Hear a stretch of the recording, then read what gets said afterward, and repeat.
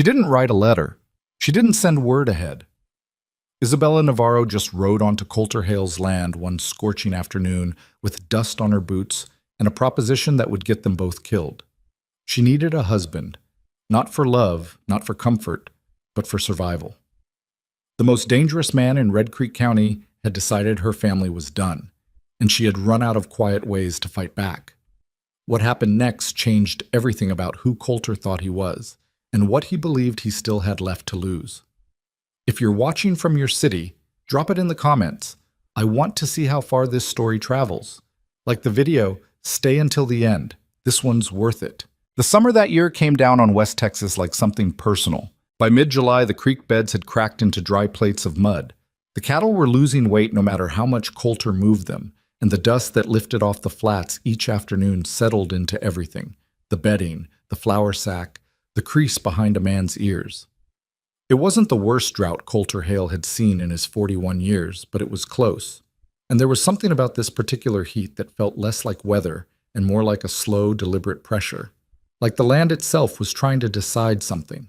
Coulter worked through it the way he worked through everything, methodically, without much conversation, with the particular focus of a man who had learned not to borrow trouble from tomorrow when today had plenty of its own. He was up before light every morning, fed the horses, checked the water troughs, walked the fence line on the eastern pasture where the posts were getting soft. He ate his meals standing at the kitchen counter because it felt wasteful to push back a chair and sit down properly when there was nobody across from him to make it worth the effort. He wasn't miserable. He wanted to be clear about that, at least to himself. He had chosen this. After Margaret died, 8 years ago now, though some mornings it still sat on his chest like something fresh, he had deliberately narrowed his life down to what he could manage alone. The ranch, the cattle, the small, honest work of keeping a piece of land from falling apart. He was good at it.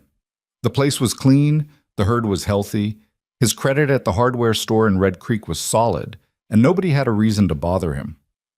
That was what passed for a good life in Coulter Hale's accounting, and he had been more or less at peace with the math. He was mending a stretch of fence on the south pasture when he heard the horse. Not the sound of cattle or a loose animal wandering through. This was deliberate hoofbeats, coming up the wagon road from the direction of town. He straightened, pushed his hat back, and watched. The sun was directly overhead and mean about it, and he had to squint hard before the shape resolved itself into a rider. A woman, on a bay mare, moving at a pace that wasn't frantic but wasn't casual either. The pace of someone who had made up their mind about something and didn't want to give themselves time to unmake it. She pulled up about 20 feet from him. The mare was breathing hard and there was dried sweat on her neck. The woman looked like she'd been riding for a while. She was maybe 27, 28, dark hair pulled back under the brim of a wide hat, brown skin weathered from sun, sharp, watchful eyes that took him in quickly. His work gloves, the fence tool in his hand, the sweat staining the front of his shirt, and then held steady. "You're Coulter Hale," she said. It wasn't a question. "I am. I'm Isabella Navarro. My father is Ramon Navarro. He runs the mercantile on Sutter Street in Red Creek." Coulter knew the name. He'd bought seed and harness oil from Ramon Navarro a handful of times over the years. Good man, quiet, ran a fair store. "I know your father," Coulter said. "Then you know he's an honest man." She swung down from the mare without being invited, which told him something about her. She tied the reins to the fence post he'd just been working on and turned to face him directly. "I need to talk to you about something that's going to sound strange. I'd appreciate it if you'd hear me out before you say no." Coulter looked at her for a moment. Then he pulled the glove off his right hand, tucked it into his back pocket, and gestured toward the shade of a mesquite tree about 30 feet off. "There's not much shade, but there's some. You want water first? Please." He got the canteen from where it hung on the fence post, handed it to her, and walked with her to the tree. They stood in the thin strip of shadow. She drank, handed the canteen back, and then folded her hands in front of her and looked at him with an expression that was utterly controlled except for something around the eyes that wasn't quite steady. "Darius Crow has been taking money from my father for 3 years, she said. Coulter said nothing. "Every month. First it was $50, then it was $70. Now it's $110. Crow calls it a county business fee. There's no such thing. He made it up. He collects it from my father, from the Tanner family at the feed store, from 3 ranchers south of town that I know of, and from the widow Parrish who runs the laundry." She paused. "You know who Darius Crow is?" "He's the sheriff." "He is. And he's been the sheriff for 6 years, and in those 6 years he's built himself a very comfortable arrangement where the people who pay stay safe and the people who don't have problems." Her voice was flat, not emotionless, controlled, like she'd rehearsed this part until the feeling got wrung out of it. "Last month my father told him he couldn't pay. Business was slow, he didn't have it. Crow's deputy came to the store the next morning and broke the front window, walked right in, picked up a lamp, threw it through the glass, and walked out. Didn't say a word. Coulter set the canteen down at the base of the tree. He looked out across the flat, bright land. "And now," she said, "Crow has started paying attention to me." That turned him back around. Her jaw was set. "He came into the store himself 2 weeks ago. My father wasn't there. Crow stood at the counter and talked to me for 20 minutes. He was very polite. He told me my father was getting old, that he worried about men my father's age working so hard, that it was a shame a man like my father didn't have a son to help carry the load." She looked at Coulter steadily. "Then he said it would be a very bad thing if anything happened to Ramon Navarro's health." The silence stretched out. "I need a husband," Isabella Navarro said. "I need a husband who isn't afraid of Darius Crow. And I need him to marry me quickly, so that my father has someone standing beside him before Crow decides that whatever he's been patient about is finished." Coulter took his hat off and ran his hand through his damp hair and put the hat back on. He looked at this woman, this stranger standing in a thin sliver of mesquite shade on his land, asking him for the most consequential thing one person could ask another person for, and tried to find something to say that was adequate to the moment. He couldn't find it. "Why me?" he finally said. "Because you have no debts to Crow. Because you own land, which means he can't threaten your livelihood the way he threatens men who lease. Because you've lived here 11 years without a scandal or a criminal complaint or a known enemy, which means your word has weight in this county." She paused. "And because you live alone, which means you have no family, Crow can threaten to make you back down." It was a thorough answer. It was also, he realized, an answer that had taken some research. She hadn't ridden out here on instinct. "You've thought about this," he said. "I've been thinking about almost nothing else for 2 weeks." He looked at her hands. They weren't shaking, but the way she was holding them together, the deliberate stillness of it, told him she was working to keep them that way. "Miss Navarro," he said carefully, "this is not a small thing you're asking." "No." She met his eyes. "It isn't.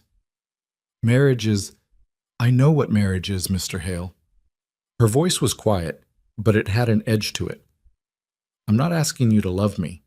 I'm not asking you to pretend we have something we don't.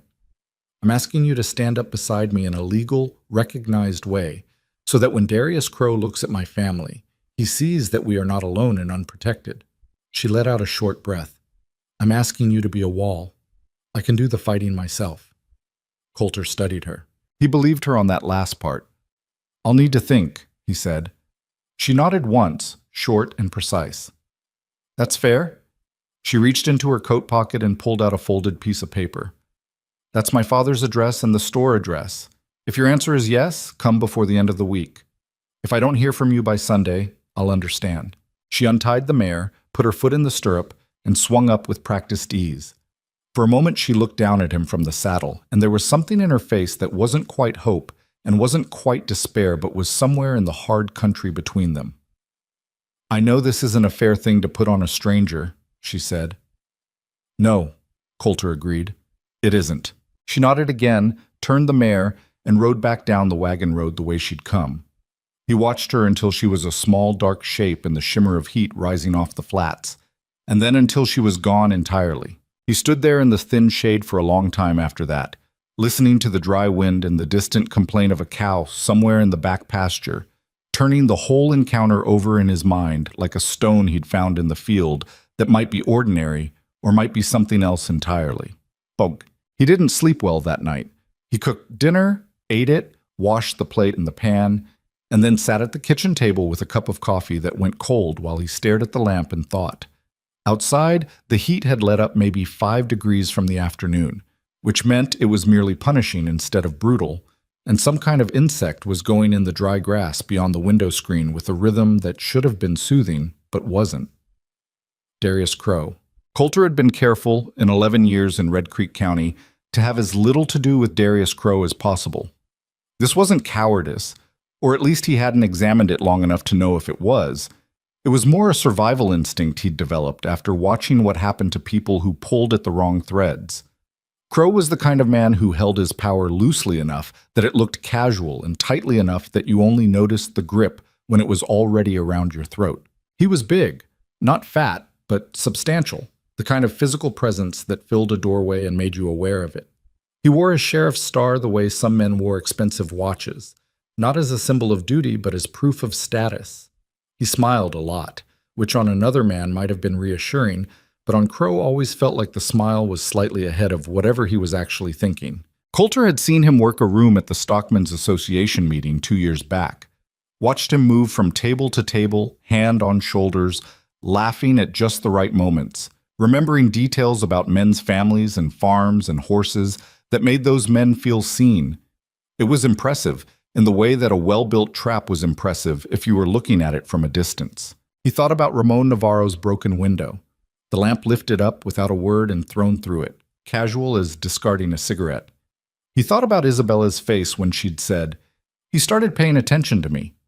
There was a particular kind of danger that came with that sentence, and he wasn't naive enough not to understand what it meant and what it could lead to if nobody stopped it.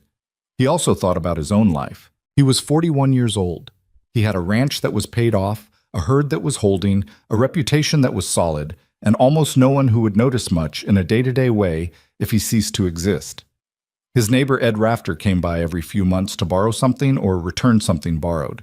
The pastor in Red Creek would probably remember his name if prompted. There were a handful of men at the stockmen's meetings who'd nod at him and maybe exchanged 30 words across a season. That was the shape of his life. He had built it deliberately, and it had cost him something he didn't look at directly most days. He was not unhappy. But the coffee was cold, and the lamp was burning low, and there was no one in the house except him. He got up, poured the cold coffee out, and stood at the window looking at nothing. "I'm asking you to be a wall. I can do the fighting myself." He went to bed. He didn't sleep for a long time, but by the time the first gray light came through the east window, he had made his decision, and it sat in his chest with the particular settled weight of something he wasn't going to change. He rode into Red Creek the next morning. The Navarro Mercantile was on Sutter Street, as she'd said, a solid, wide-fronted building with a repaired front window that still had the ghost outline of where the new glass had been set in fresh putty, the kind of repair done quickly and quietly without complaint. He noted it. He tied his horse at the post out front and went inside. The store smelled of leather and grain and the faint sweetness of dried apple. Ramon Navarro was behind the counter, a compact man in his mid-60s with gray at his temples and reading glasses on a cord around his neck. He looked up when Coulter came in, and there was a wariness in his expression that softened slightly when Coulter took his hat off. "Mr. Navarro," Coulter said. "My name is Coulter Hale. I ranch out on the South Flats, past the Dry Fork cutoff." Ramon set down what he'd been reading. "I know who you are, Mr. Hale. My daughter mentioned she'd gone to see you yesterday." "She did." Coulter turned his hat in his hands. "I'd like to speak with her, if she's here. And with you, if that's agreeable."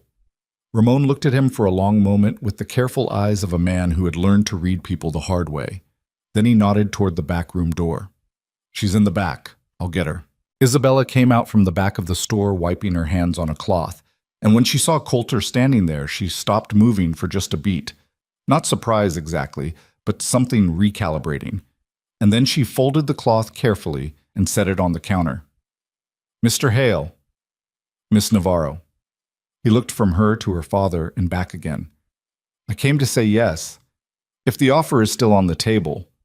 The silence in the store had a texture to it. Ramon Navarro made a sound that wasn't quite a word. Isabella held very still. "You're sure?" "I thought about it most of the night. I'm sure." She looked at him, really looked, the way she'd looked at him yesterday when she first got off the horse, that rapid, thorough assessment. Whatever she was looking for, she apparently found enough of it. "I want to be clear about what I told you yesterday," she said. I'm not asking you to perform a feeling you don't have, but I'm asking you to commit, fully. Whatever comes with this, the risk, the trouble, the difficulty, I need to know you won't be looking for a door. I understand that. Because once we do this, Crow will know, and he will make it harder. I expect he will. Her father was standing very still at the counter. His hands were flat on the wood surface, and his eyes were wet, though he was working not to let them be. Then we should see about getting it done quickly, Isabella said. They married 4 days later. It was not a big ceremony. They stood in the front room of Justice of the Peace Cal Hester's home on Thursday morning, with Ramon Navarro on one side and Cal's wife Doris on the other as witnesses. And Coulter said what he was supposed to say, and Isabella said what she was supposed to say, and Cal declared them married in the eyes of the state of Texas, and that was the sum of it. Coulter had worn his second-best shirt, which was cleaner than his best shirt because he wore his best shirt more often. Isabella wore a dress the color of deep blue water that she'd clearly had for a while but had pressed carefully. Her hair was down, which was the first time he'd seen it that way, and it changed her face a little, something less guarded in it, though that might have been his imagination. After, they stood on Cal Hester's porch while Cal and Doris went inside to sign the paperwork, and it was the first moment since they'd met that didn't have a practical task to fill it, and the quiet between them was a strange kind. "Thank you," Isabella said. She wasn't looking at him. She was looking at the street, at a wagon rolling past, at the ordinary Tuesday morning life of Red Creek going on unaware. "I know this isn't what you planned for your life." "I wasn't planning much," Coulter said honestly. She glanced at him. Still, he thought about what to say to that. He settled on nothing, which felt like the right call. Cal came out with the signed paper and gave it to them and shook Coulter's hand and wished them well with the sincerity of a man who didn't fully understand the situation but could tell it wasn't entirely a happy one. His wife gave Isabella a long look that had a question in it, and Isabella gave her a look back that closed the question gently but completely. They walked back to the Mercantile together. The street was busy enough that people noticed. Several heads turned. One woman stopped and stared in a way she must have thought was subtle. Word would move through Red Creek by afternoon. That was the point. That was one of the points. Ramon had tea and cold biscuits waiting for them at the back table. He poured cups with hands that weren't entirely steady and sat down across from his daughter and new son-in-law, and then seemed to run out of things to do with himself. "You should know," Ramon said to Coulter, not quite meeting his eyes, "that I have tried to handle this myself. I paid for as long as I could. I tried to talk to the county commissioner last winter.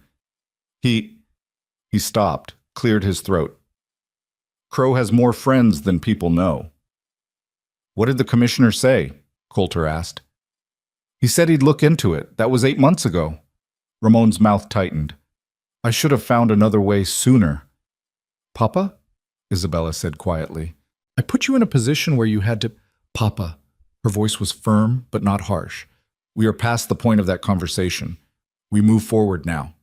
Ramon looked at her, and something in him seemed to let go of a particular weight. He picked up his tea. Coulter ate his biscuit and looked at these two people. This father and daughter who had built something together and were watching someone try to take it apart piece by piece, and felt the settled weight of his decision move from his chest down into something more solid, like it had found where it was supposed to live.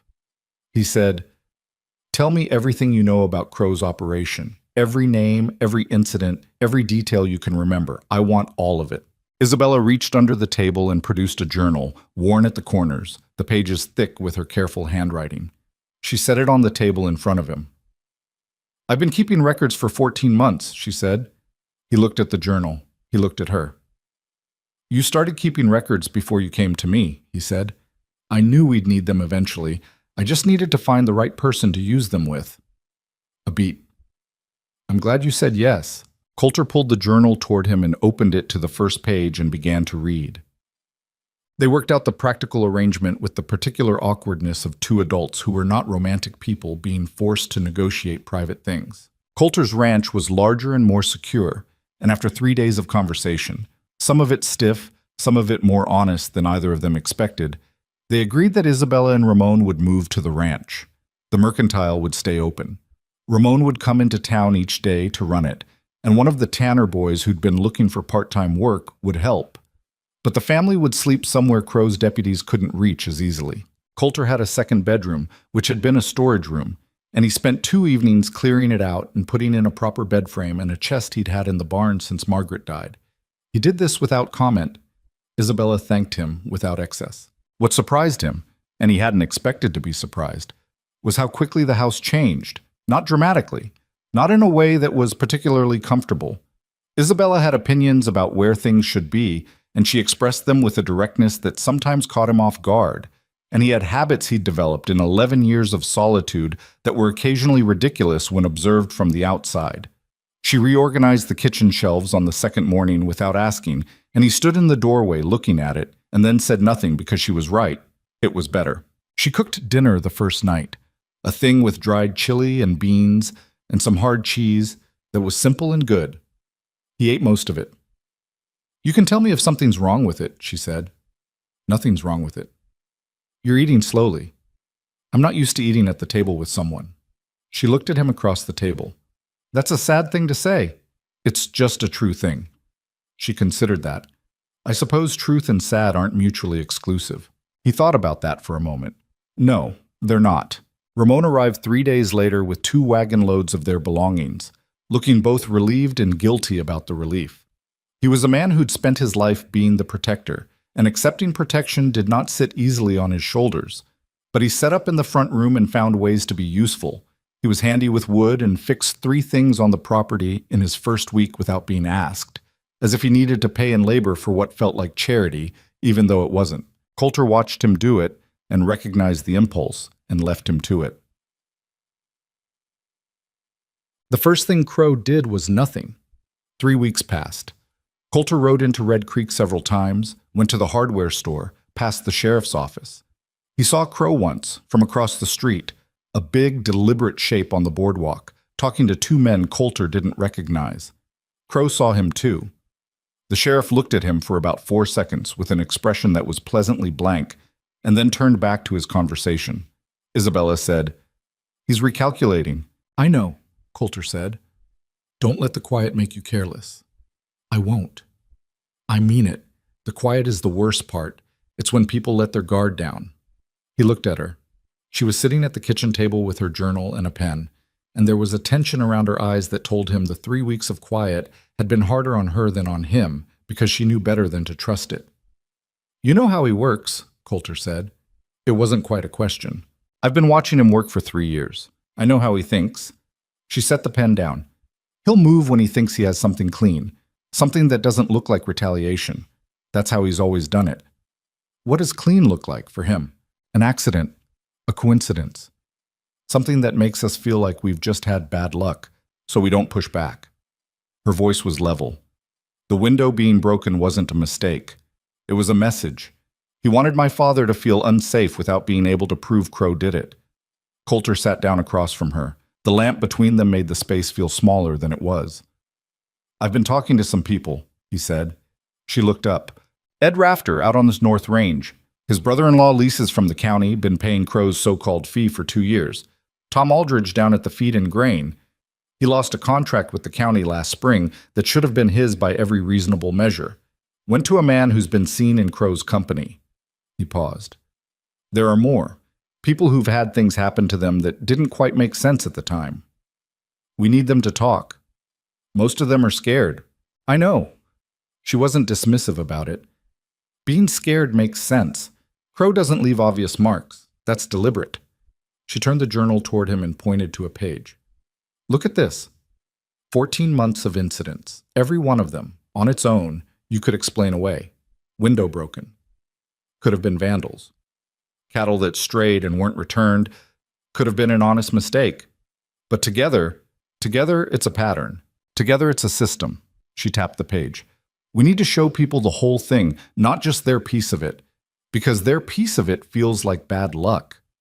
The whole thing feels like what it is." Coulter studied the page. The entries were precise. Dates, names, amounts, descriptions. She wrote without decoration, just fact stacked on fact. And the cumulative effect of it was a kind of quiet devastation. "You're good at this," he said. She seemed mildly surprised. "At keeping records. At thinking about it systematically. At seeing the shape of it. She shrugged one shoulder. My father taught me bookkeeping from the time I was 12. You learn to look at numbers and see whether they tell an honest story or a dishonest one. A pause. Crow's story is very dishonest. We'll need to be careful how we bring people in, Coulter said. If Crow finds out we're organizing, he'll move faster. Yes, then we move faster than he expects. She looked at him steadily. Can you bring Ed Rafter to talk? I think so. Then we start there, one person at a time. She picked up her pen again. I'll keep writing everything down. You keep talking to people. And we don't tell anyone more than they need to know, not yet, until we have enough that it can't be stopped. He nodded. He looked at this woman across the lamp, this person he'd married 4 weeks ago, who reorganized his kitchen shelves and ate dinner with him and lay in the next room at night, and he was realizing with a kind of reluctant clarity, quite possibly the most competent person he'd been in close proximity to in years. He pushed back from the table. I'll ride out to Rafters in the morning. Take the East Road, she said, already writing again. Less likely to run into Crow's deputy on patrol. You know his patrol routes? I've known his patrol routes for 8 months. She didn't look up. Get some sleep, Coulter. Tomorrow's a long day. He was halfway to the door when he realized she'd used his first name. It was the first time. He didn't say anything about it. He went to bed. Outside, the summer heat had finally begun to crack at the edges, a faint breath of something cooler moving through the dark. And somewhere in the far pasture, one of the cattle lowed once and then went quiet, and the ranch settled into night like it had done every night for 11 years, except that it was different now. Not better, not worse, just different, in a way he hadn't decided yet what to call. He lay in the dark and listened to the sounds of the house, the particular creaks and sighs it made when there were more people in it, and thought about Darius Crow sitting across town in his comfortable office, recalculating. Come on then, Coulter thought. Whenever you're ready. He meant it. That surprised him a little.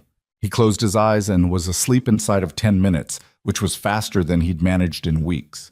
Something about having decided, and having moved, and having a plan, even a small one. It quieted the noise in his head that usually kept him up past midnight. The ranch breathed around him. The new bed in the storage room was occupied.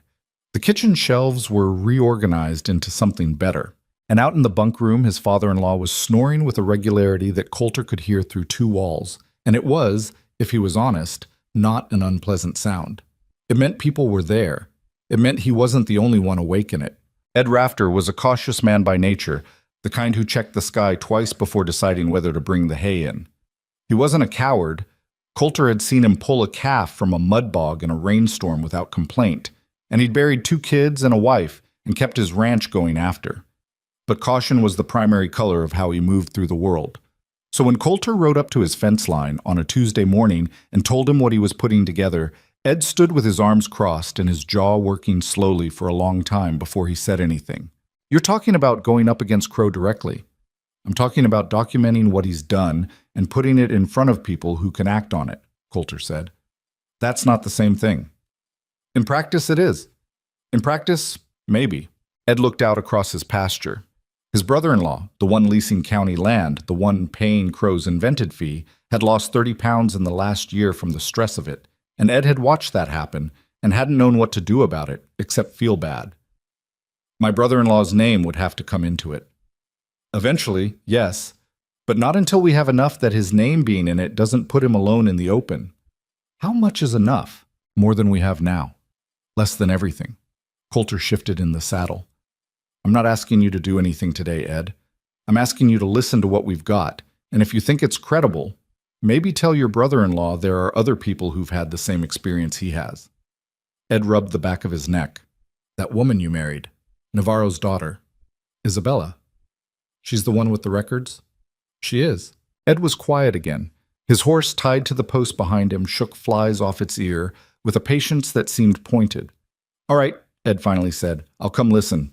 That was how it started. One cautious man agreeing to come listen. He came out to the ranch that Friday evening, sat at the kitchen table across from Isabella, and watched her open the journal and begin walking him through 14 months of documented incidents in her quiet, methodical way. She didn't dramatize it. She didn't need to. The facts, laid out in sequence and connected by dates and names and dollar amounts, did the work themselves. By the time she finished, Ed's arms were no longer crossed. His hands were flat on the table, and he was staring at the open journal like it had said something that startled him. "I didn't know about half of this," he said. "Most people only know their part," Isabella said. "That's how he keeps it manageable. Everyone thinks they've just had bad luck. Tom Aldridge lost that county contract because Crow—" He stopped. "Yes." Ed looked at Coulter. "She know about the Pena family, south of the Dry Fork?" Coulter looked at Isabella. She turned to a page near the back. "Ernesto Pena. His fence line was disputed last March. The county surveyor came out and somehow found his boundary 40 feet inside where it had been staked for 20 years. He had to give up the east pasture." Ed let out a breath that sounded like it had been held for a while. "That surveyor is Crow's cousin." Isabella wrote that down without looking up. "I didn't know that." "Thank you." Ed watched her write it. Something in his expression shifted. Less wary, more like a man who had been carrying something heavy and had just found out there was a place to set it down. "What do you need from me?" he said. That was the first crack in the wall. There would be more. They came slowly, with the particular friction of people who had learned to be afraid opening up against the grain of that fear. Coulter did most of the initial riding, out to the farms and ranches, stopping in at the feed store to talk to Tom Aldridge in the back, once driving the wagon into town to sit with the widow Parrish in her laundry, which smelled of hot soap and lye, and where she talked to him in a near whisper, with one eye on the street outside. He was not a natural talker. He knew that about himself. He didn't have the gift for warmth that made people open up quickly. But he had something else, a steadiness, an unhurried quality that told people he wasn't going to flinch, wasn't going to cut and run. And after a few conversations, he realized that was what most of them needed more than charm. They'd had their fill of charming people. Darius Crow was charming. What they wanted was someone who wouldn't leave when it got hard. Isabella worked the other angle. She knew the merchants, knew the women who ran households and businesses, knew which conversations happened in back rooms and which ones happened across store counters. She had a way of talking to people that was direct without being aggressive. She didn't promise things she couldn't guarantee, didn't oversell what they were building, and when someone was frightened, she didn't try to talk them out of it. She just said, "I know. I'm frightened too. We're doing it anyway." That honesty cost her something each time. Coulter watched it when he was there for those conversations and saw the small tightening around her eyes that happened when she said she was frightened. Because it was true. And saying true things out loud has a particular kind of weight. The journal filled up. She started a second one. Ramon, meanwhile, was keeping the mercantile open and behaving as normally as he could manage, which took more discipline than it looked like from the outside. He was a man who'd spent his life being straightforward and performing normalcy while something complicated was building in secret did not come easily. He came home some evenings with a tension in his jaw that Coulter recognized as the product of a long day of not saying what was on his mind. One evening, Coulter was out at the barn when Ramon came and leaned against the doorframe, watching him check the horse's feet. "You think this will work?" Ramon asked. "I think it has a chance," Coulter said, which was as honest as he could be. Ramon was quiet for a moment. "I should have fought back earlier. You had a business to protect, a daughter to protect." "A man tells himself that," Ramon said slowly, "and sometimes it's true, and sometimes it's how he makes peace with being afraid." He paused. "I was afraid." Both things were true at once. Coulter set down the horse's hoof and straightened. "Most true things are more than one thing at once." Ramon looked at him. Then he made a sound that was almost a laugh, short and dry, but genuine. "My daughter says you're not much of a talker." "She's not wrong. She says when you do talk, it's worth listening to." He pushed off the doorframe. "I'm starting to see what she means." He went back inside. Coulter finished with the horses and stood in the barn for a moment, in the dark and the warm smell of hay and animals, and thought about what Ramon had said. Not the compliment, the other part. Both things were true at once. He understood that. He had his own version of it. He was doing this because it was right, and he was also doing it because a woman he barely knew had looked at him across a thin strip of mesquite shade, and he had seen something in her face that he hadn't been able to walk away from. Both things. Neither one canceling the other out. He went inside for dinner. The house was loud that night, comparatively. Ramon was telling a story about something that had happened at the store 30 years ago. A misdelivered shipment of ladies' corsets intended for San Antonio that he'd had to figure out what to do with, and Isabella was laughing properly, the kind of laugh she didn't perform but couldn't stop. And Coulter sat at the table that had been empty for years and ate his food and listened and didn't say much. But the thing that usually lived in his chest, the low-frequency quiet of a house with only one person in it, was gone. He noticed it as an absence. The first real retaliation came on a Wednesday in late August. Coulter had ridden out early to the north pasture to check on a section of fence that had been worrying him. The posts were soft at the base, and the wire was sagging in 2 spots. He found the fence, and he found something else. 3 of his cattle, dead. They'd been shot. Not wandered into a wire, not taken sick. Shot cleanly, grouped together in the corner of the pasture the farthest from the house and the road. He stood there in the early morning heat looking at them for a moment, and then he turned his horse around and rode back to the house. Isabella was in the kitchen when he came in. She looked at his face and put down what she was holding. What happened? 3 head, north pasture, shot. Her expression went still and careful. When? Overnight.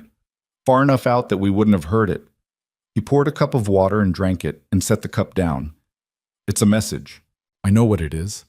She pulled out a chair and sat down, and he recognized the gesture. She was making herself sit still so she could think rather than react. He'd seen her do it before. How are you feeling about it? The question was direct enough that it surprised him slightly. Angry, he said. Good. Me too. She folded her hands on the table. He wants us to feel unsafe. He wants us to feel like whatever we're building isn't worth 3 head of cattle, and whatever comes next will be worse. I know what he wants. Then we agree we're not giving it to him. We agree. She looked at him steadily. I'm going to write it down. Date, description, location. We add it to the file. I was going to suggest the same thing. And we don't tell the wider group yet. Not in a way that sounds like we're rattled. Agreed. There was a pause. The morning sounds of the ranch came through the window. Ramon moving around out by the woodpile. A bird somewhere insistent about something, the dry heat already starting to build. Are you actually okay? Isabella said.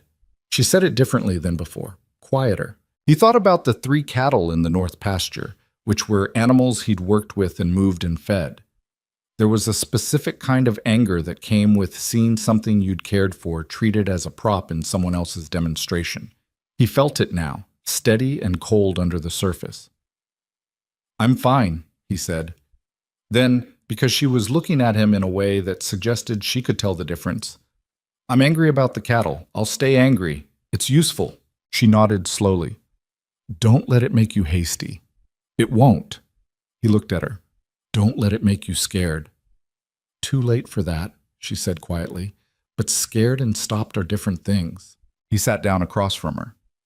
They looked at each other across the kitchen table in the early morning light. This man and woman who were legally married and still mostly strangers, who had built something together in 6 weeks that neither of them had planned for their lives. And the weight of what they were doing sat between them like a third presence at the table. Not comfortable, not easy, but real. We keep going, Coulter said. We keep going, she agreed. The cattle were the first thing. The fence came next. The south pasture fence that Coulter had just repaired was cut in 3 places a week later, clean diagonal cuts that took a pair of wire cutters and some deliberation.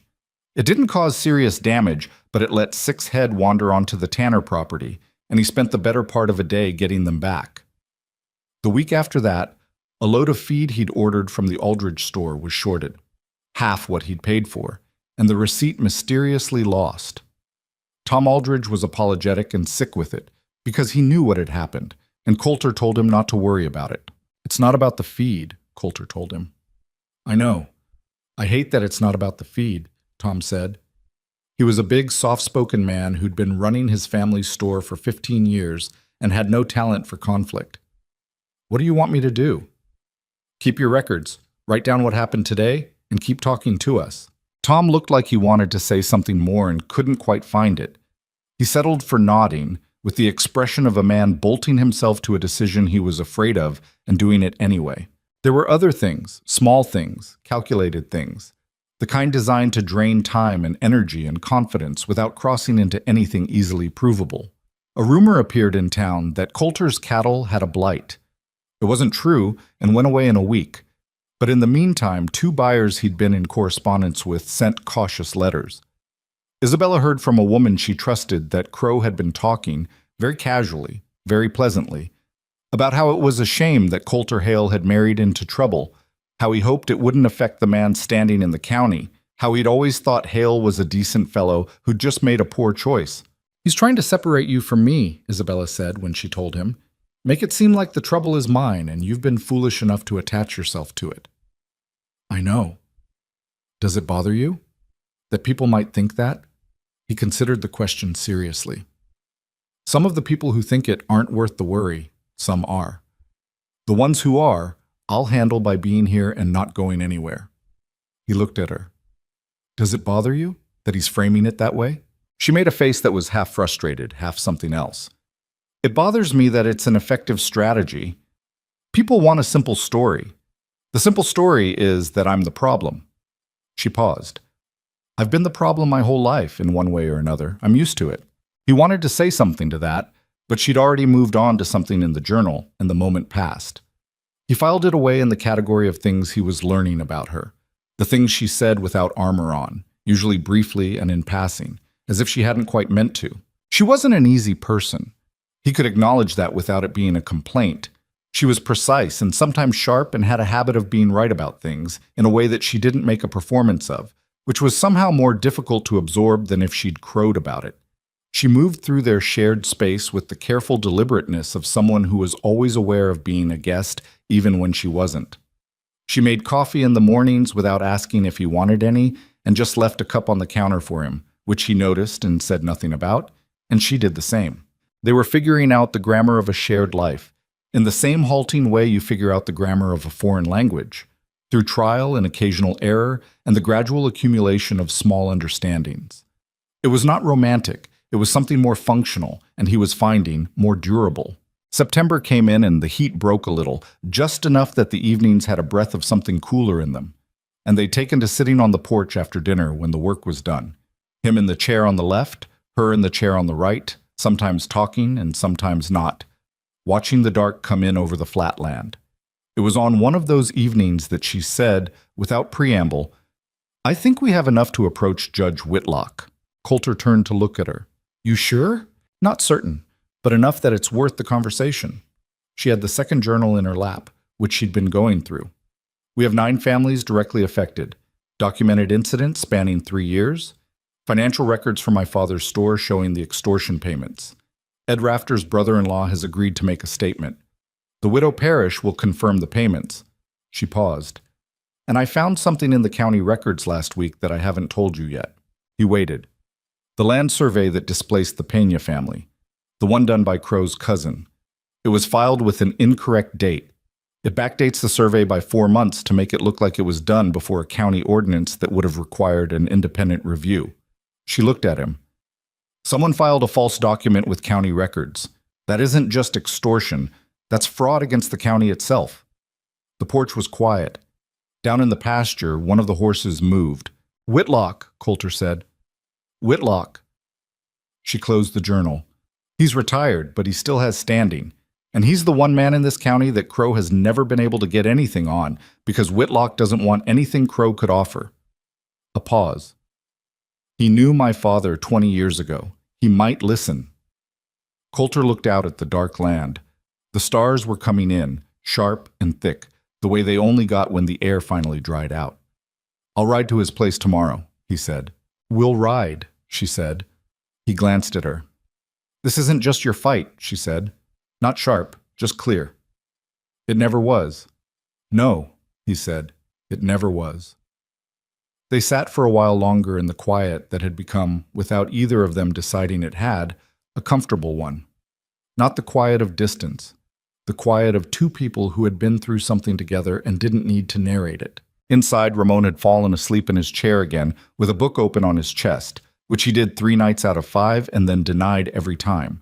The ranch sat under the stars doing what it always did. And in the morning, they would ride out together to see an old judge. And the thing they had been quietly building would move into a new and more dangerous phase. And neither of them said that out loud because they both knew it already. And there was nothing useful in saying what you both already knew. Nathaniel Whitlock lived 7 miles outside Red Creek on a property that had seen better decades but was maintained with the stubborn dignity of a man who refused to let things fall apart on his watch. The house was old wood gone silver gray, the porch slightly uneven, the garden in front planted with the kind of practical things, herbs, a fig tree, some variety of squash, that suggested a man who cooked for himself and didn't romanticize it. He was on the porch when they rode up, as if he'd been expecting them, though they hadn't sent word ahead. He was in his 70s, thin in the way of men who'd always been lean and gotten more so with age, with white hair cut close and the kind of eyes that had spent 40 years in courtrooms looking at people who were lying and had developed an excellent calibration for it. He watched them dismount without getting up. "Ramon Navarro's daughter," he said, looking at Isabella. Not a question. "Yes, sir. Isabella Hale now." She tied the mare to the post. "This is my husband, Coulter." Whitlock looked at Coulter with the same measuring attention. "I know who you are. Rancher, South Flats." He looked back at Isabella. "I heard you got married in a hurry. Figured there was a reason." He finally stood slowly, with the care of a man whose knees were not what they'd been. "Come inside. I'll make coffee and you can tell me what you want."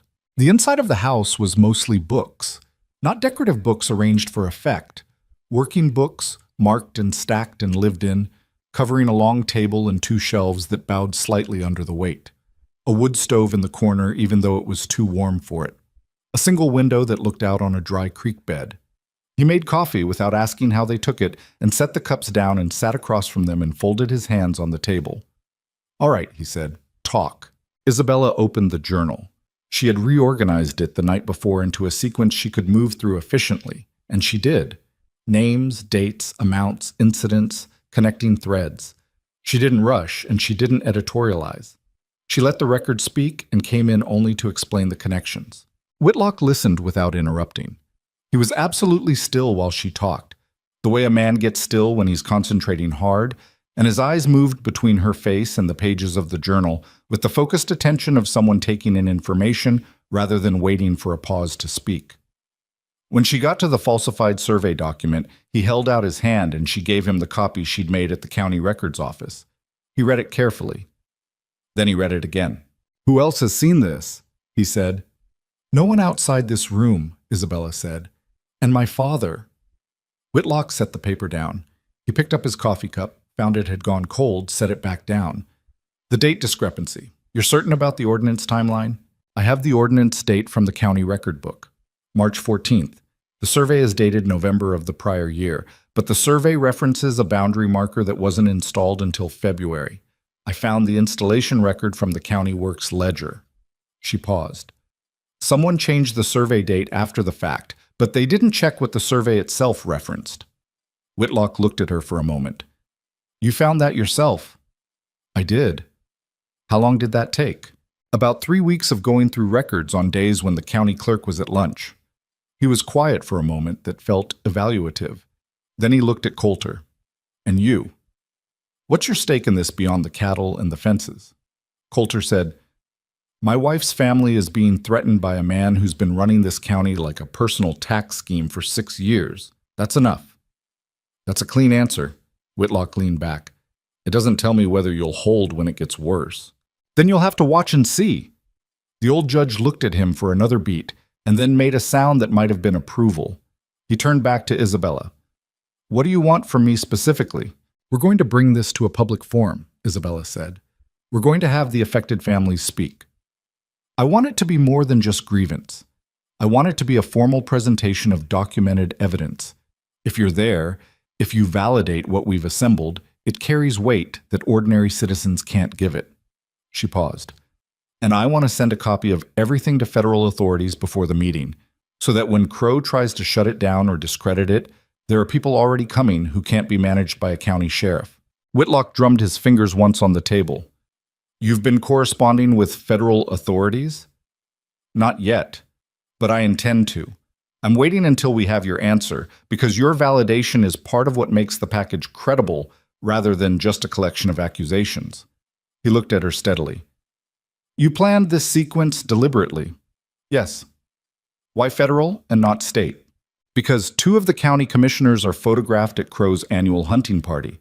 I don't know what that means exactly, but I don't want to find out after the fact that it means something. She met his eyes. Federal is cleaner. Whitlock picked up the falsified survey again, looked at it, set it down. Outside, the dry creek bed was going gold in the afternoon light. The house was very quiet. Your father, he finally said. How is Ramon? He's frightened and too proud to say so, Isabella said. He's holding. Something moved across Whitlock's face that was too brief to fully read. Recognition, maybe, or an old sadness that belonged to a different conversation. He's a good man. He was a good man 20 years ago, and I expect he's a better one now.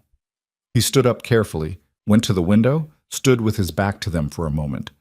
I've watched what Crow's done to this county. I've watched it and said nothing because I was retired and it wasn't my fight, and I told myself someone else would take it on. He turned around. No one did. Coulter and Isabella said nothing. I'll validate the evidence, Whitlock said. I'll stand up in whatever forum you arrange and say on record that what you've assembled is credible and legally significant, and I'll sign the letter to the federal marshal's office in Austin. He pointed at the survey copy. That document alone is enough to open an investigation. The rest makes it airtight. Isabella exhaled slowly. It wasn't relief so much as the release of a pressure that had been building for a long time. Thank you. Don't thank me until it's done, Whitlock said, and sat back down.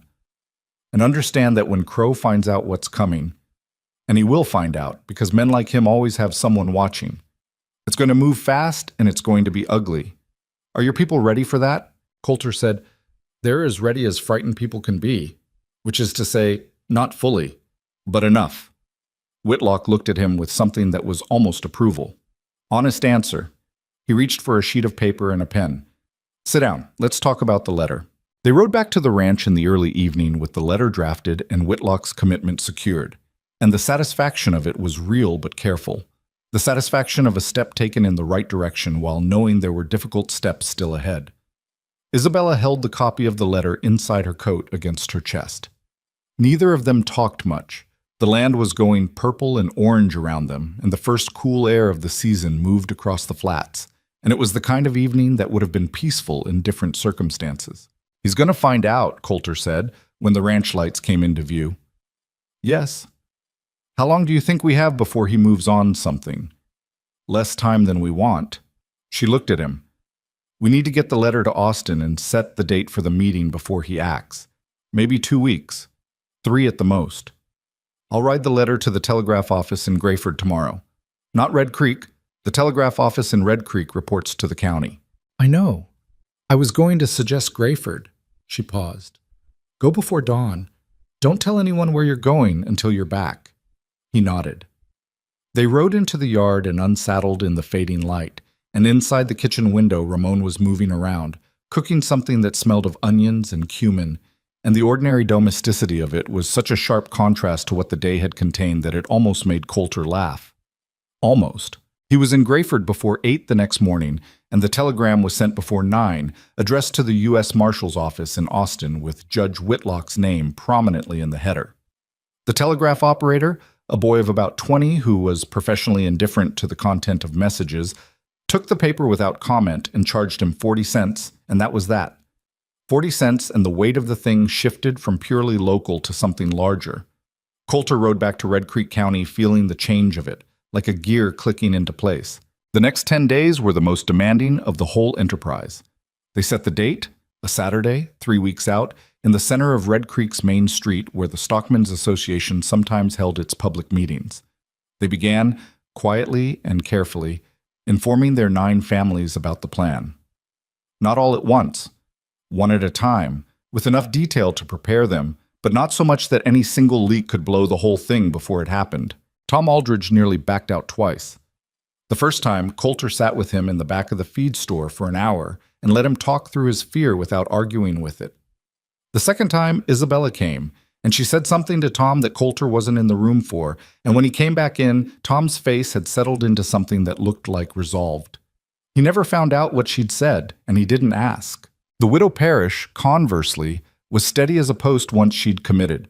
She was 63, had run a business alone for 20 years, and had reached the age where the fear of what other people could do to her life was outweighed by the certainty that she was going to live what was left of it on her own terms. She told Isabella, "I've been paying that man for 4 years, and I'm tired of it down to my bones." And her statement was the most precise and damning of the 9 they had. The Peña family, Ernesto and his wife Clara, were the ones who made it hardest. Ernesto had lost 40 feet of his east pasture to a fraudulent survey, and the land hadn't been returned, and the memory of it had the particular quality of an injustice not yet corrected, still raw and present. He wanted to be there. But he had 3 children, and Clara's fear for them was not irrational, and the conversation they had at the Peña kitchen table one evening was the hardest Coulter and Isabella had. "If something goes wrong," Clara said, "who protects my kids?" Isabella looked at her directly. "I can't guarantee nothing goes wrong. I won't insult you by pretending I can." She paused. "But I can tell you that the more voices we have, the safer everyone is.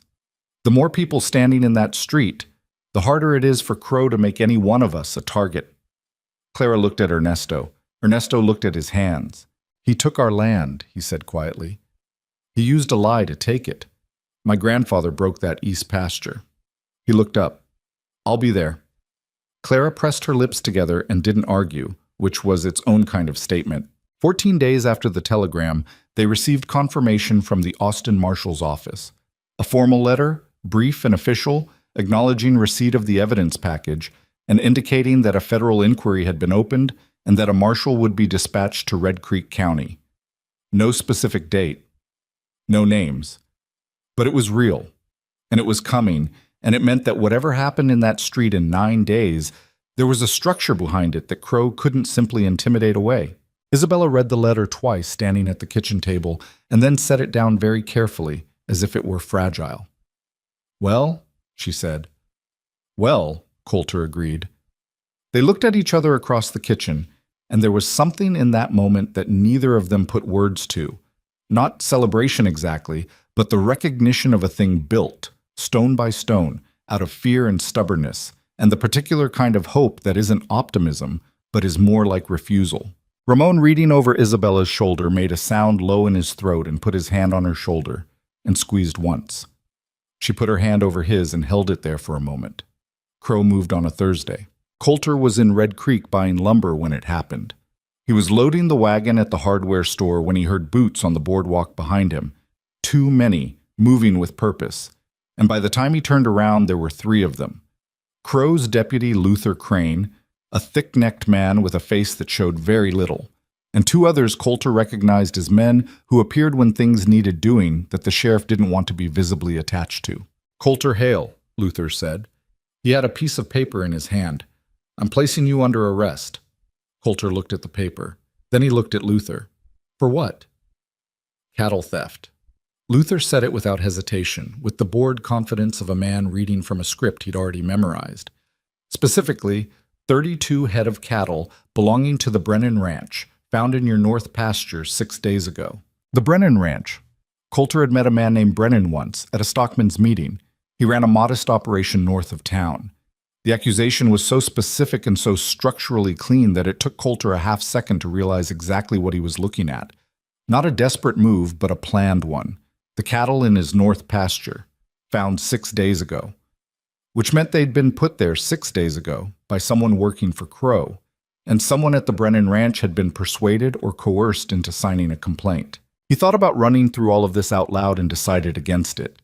He looked at the paper again. It had a judge's signature on it, not Whitlock, but Harlan Foss, the county circuit judge who appeared at Crow's hunting party in 3 photographs Isabella had found. He handed the paper back. "I'd like to send word to my wife," he said.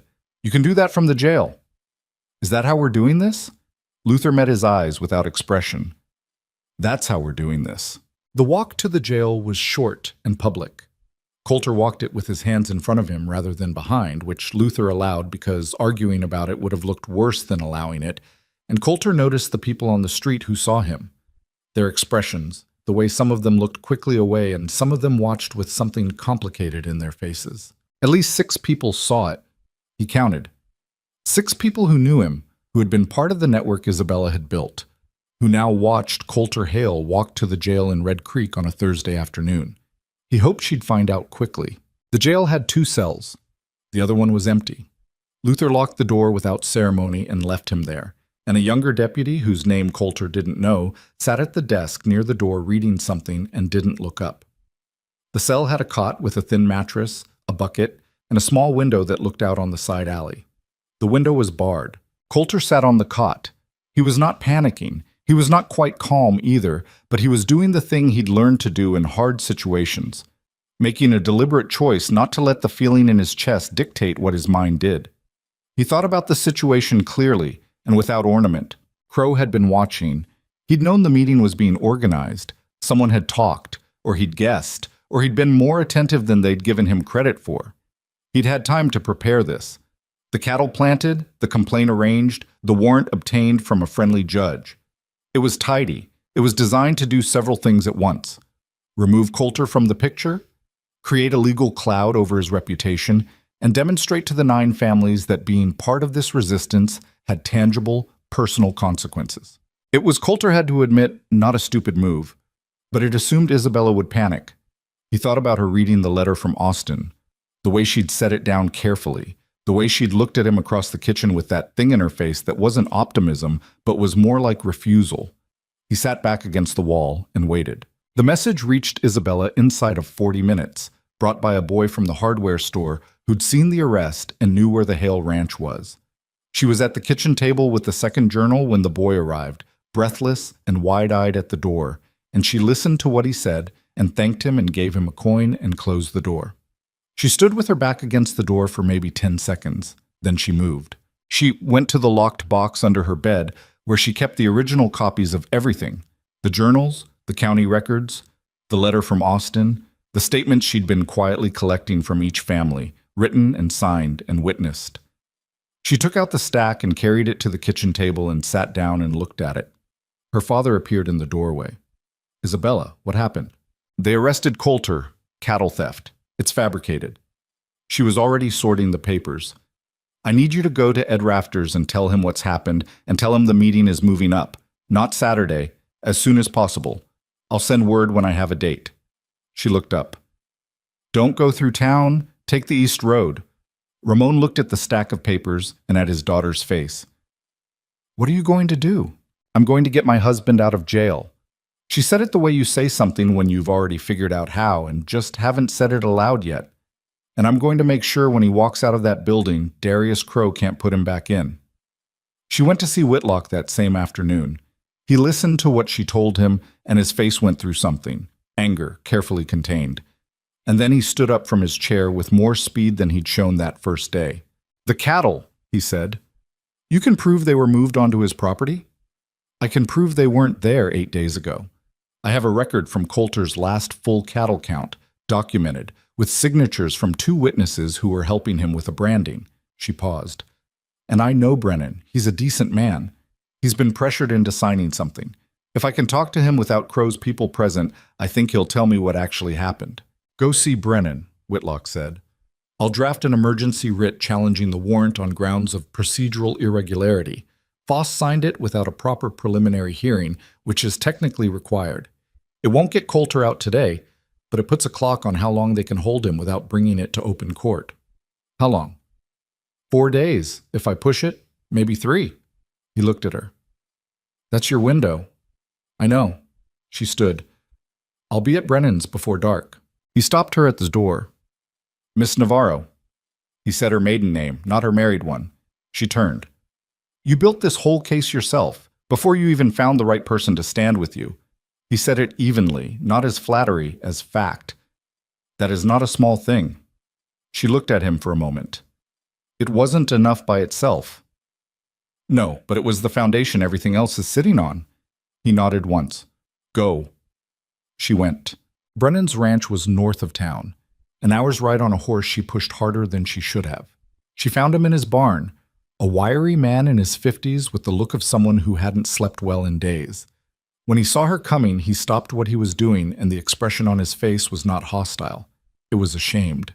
She got down from the mare and walked up to him and said, "Mr. Brennan, I'm not here to be angry at you. I'm here because I think you know the truth about what happened to those cattle, and I think you're a man who cares about telling it." Brennan looked at her. He looked at the ground. He looked at his hands. "They brought them to me," he said, his voice low. 6 days ago, before dawn. Luther Crane and another man told me these 32 head had been found strayed from my land and recovered from Hale's north pasture. Said all I had to do was sign the complaint and there'd be no more trouble. He swallowed. I said they weren't my cattle. They said they were now. He looked up. "I have kids too, ma'am." "I know," Isabella said quietly. "I signed because I didn't know what else to do. I know." She held his gaze. "Will you tell the truth? In public? In front of witnesses? When I ask you to?" He was quiet for a long time. Long enough that she could hear the horses in the stalls shifting and the wind picking up outside, and somewhere on the roof a loose piece of tin starting to rattle. "Yes," he said finally. It came out rough, like it had to get past something. "Yes, I'll tell the truth." She rode back toward Red Creek in the last of the evening light. With Brennan's statement in her saddlebag and Judge Whitlock's writ being prepared, and the federal letter already dispatched to Austin and 9 families who had agreed to stand in a street and say what had happened to them. And at the center of all of it, Coulter in a cell he shouldn't be in, waiting. She thought about the morning they'd come back from Whitlock's the first time, the way he'd ridden beside her in the quiet without needing to fill it, the way he'd said "my wife's family" to Whitlock like it was something he'd always known. She thought about the coffee cup always on the counter, the way he'd looked at the cattle in the north pasture and come home angry and quiet and not broken. She thought about what it was like to have someone who did not look for the door. She nudged the mare faster. The lights of Red Creek were coming up ahead, small and yellow in the blue-gray of dusk. And somewhere in that town was the jail, and somewhere in the jail was a man sitting on a thin mattress in a locked room, waiting. She was not going to let him wait long. Coulter spent 2 nights in that cell. The first night was the harder one, not because of physical discomfort, though the cot was thin and the cell held the day's heat until well past midnight. It was harder because his mind kept working the problem from every angle, turning it over, looking for the thing he'd missed, the move he should have anticipated. He'd known Crow would retaliate. He and Isabella had talked about it specifically, had tried to account for the shapes that retaliation might take, but they'd been thinking about threats and vandalism, about the kinds of slow pressure Crow had been applying for months. They hadn't fully accounted for a legal move, a warrant, a judge's signature. The particular trap of being on the wrong side of official paperwork in a county where the officials answered to the wrong man. He lay on the cot and stared at the ceiling and made himself stop trying to solve it. Isabella had the evidence. Isabella had Whitlock. She'd been building toward exactly this kind of moment for longer than he'd known her, and she was, if he was being accurate about it, considerably better at this kind of work than he was.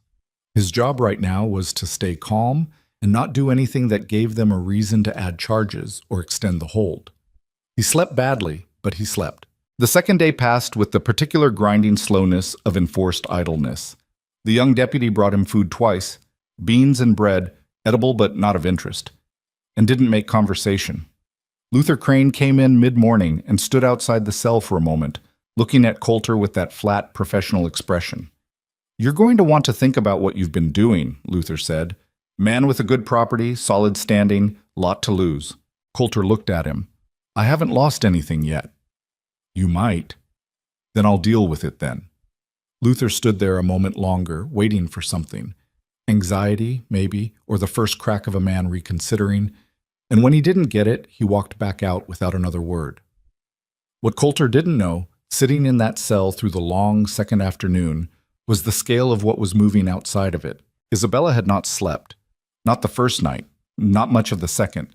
She'd spent the hours that should have been sleep writing and organizing and writing, and by the morning of the second day she had done the following. Secured Whitlock's writ, which had been formally filed with the county clerk at 7 in the morning by Whitlock himself, in person, which the clerk could not refuse to accept, spoken to Brennan a second time, and obtained a written, witnessed statement. Sent word to all 9 families that the meeting was in 2 days, Saturday, as originally planned, Not moved up, not moved back, because changing the date in response to the arrest would signal panic, and sent a second telegraph from Grayford, this one directly to the marshal's office, informing them of the arrest and the fabricated charges. She did this on approximately 4 hours of broken sleep, on a horse that needed more rest than it got, fueled by coffee and a stubbornness that had been running in her family for at least 3 generations. Ramon helped where he could and stayed out of her way where he couldn't, which was the most useful thing he could do.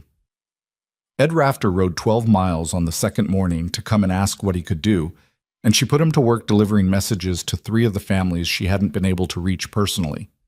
He did it without complaint and was back by evening. The writ created the pressure point Whitlock had intended. Boss, the circuit judge, received it on the second afternoon and found himself in the uncomfortable position of having to respond to a challenge from a retired judge with 40 years of legal standing and a reputation that made him difficult to simply ignore. He sent word to the jail.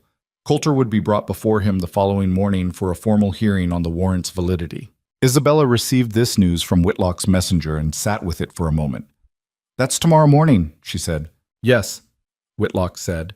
He'd come himself rather than sending word, which told her how seriously he was taking it. He was sitting across from her at the kitchen table, his hat on the chair beside him, his hands folded. He looked tired in a way that wasn't physical. Foss is going to try to sustain the warrant. He'll argue the procedural challenge is insufficient, but he'll have to do it on the record, in front of anyone who chooses to attend a public hearing. Then people need to know about the hearing. Yes, and they need to be there. She looked at him. Will you argue it? I'm not licensed to appear as counsel anymore, but I can sit in that courtroom as a citizen, and when Foss makes his ruling, whatever it is, I can stand up and address the court as a former officer of the law. He paused. It's irregular. He might try to remove me, but removing me from a public hearing is its own kind of statement. How many people do we need in that room? As many as you can get. She was already reaching for her coat. The hearing was at 9 in the morning. By 8:30, the street outside the county courthouse, a 2-story building on the corner of Main and Sutter, had more people on it than typically gathered outside that building for anything short of a major land auction. Not a mob, not a demonstration, exactly. Just people, standing in the morning light, talking quietly in 2s and 3s, waiting. Tom Aldridge was there. The widow Parrish was there, in her good dress, with her hands folded and her jaw set. Ed Rafter stood near the back with his brother-in-law, a man named Daniel, who looked like he hadn't slept well in 2 years. The Peña family was there, Ernesto in front, Clara beside him, both of them with the kind of deliberate stillness of people who had made a frightening decision and were holding on to it with both hands. The Tanner brothers were there, Brennan was there, standing slightly apart from the others, looking at the courthouse steps with the expression of a man carrying something heavy toward a place to set it down. Crow was there too. He was standing on the opposite boardwalk with 2 of his men, watching the crowd assemble with an expression that was still controlled but had something moving underneath it. Not quite worry, not quite anger, but an awareness that the situation had not developed the way he'd intended. Isabella arrived with Whitlock at 8:40. She walked through the assembled people, exchanging small nods and brief words, checking faces, reading readiness. She found what she needed, not confidence exactly, but the particular quality of people who had decided something and were done deciding. That was enough. She stopped when she reached the courthouse steps and turned to look back at the street. At all of it. 14 months of records, 9 families, 1 retired judge, 1 honest rancher in a jail cell, and the accumulated weight of 6 years of a county being told that what was happening to them was their own fault or their own bad luck. She turned back around and went inside. Foss ran the hearing the way a man runs something when he knows the outcome but has to perform the process. He was in his 50s, red-faced, with the slightly elevated energy of someone who'd been given instructions he didn't enjoy but intended to follow. He laid out the warrant, presented the theft charge, called Luther Crane as the arresting officer. Luther gave his testimony with mechanical precision. Then Whitlock stood up from the gallery. Foss looked at him. This is not an open forum, Nathaniel. I'm aware of that, Harlan. Whitlock's voice was even and carried easily through the room. I filed a procedural challenge to this warrant 2 days ago, and it has not been formally addressed. I'd like it addressed on the record. The challenge was reviewed. Where's the record of that review? Whitlock asked. Because a procedural challenge to a warrant requires documented response. I've seen no documentation. The room was very still. Foss's jaw tightened. He was doing the calculation visible on his face. How far to push this? What it would look like? Who was watching? The courtroom had more observers than it usually held for a preliminary hearing. He knew that. The challenge is noted, Foss said carefully. I'd like it addressed. A pause. State your challenge formally. Whitlock laid it out.